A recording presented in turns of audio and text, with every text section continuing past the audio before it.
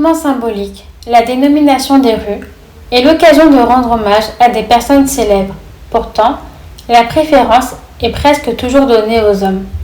En effet, à Montpellier, seulement 5% des rues, chemins et avenues portent le nom d'une femme.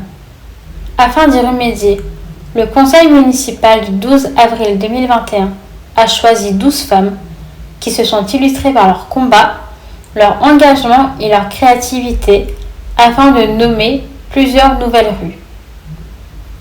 Cette démarche permet d'installer sur le long terme une parité dans l'attribution des noms de rues de notre ville.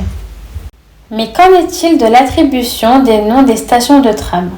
En effet, sur la ligne de tram 1, la plupart des stations portent des noms d'hommes, tels que Saint-Paul, Saint-Éloi, Louis Blanc, du Guesclin, Léon Blum ou encore Voltaire. Mais cela n'est pas le seul problème des transports en commun.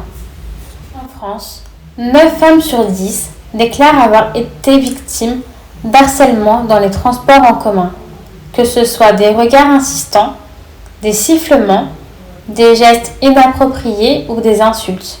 Afin de pouvoir prendre les transports en commun en toute sérénité, les femmes ont dû changer leur habitude.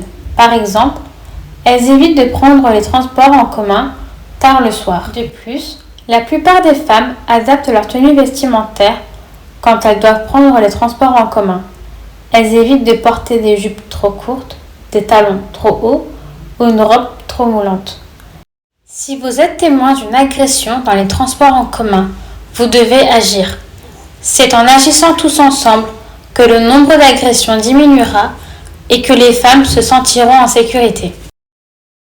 Certaines activités du quotidien, comme sortir son chien, peuvent vite devenir stressantes. En effet, même en sortant à 2 pas de chez soi, pour seulement 15 minutes, on vérifie que personne ne nous suit, on change de trottoir quand un groupe d'hommes s'approche, on accélère quand une voiture s'arrête à côté de nous.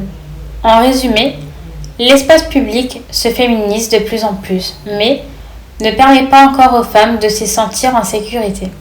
C'est à nous tous, habitants de Montpellier, de faire disparaître ces inégalités.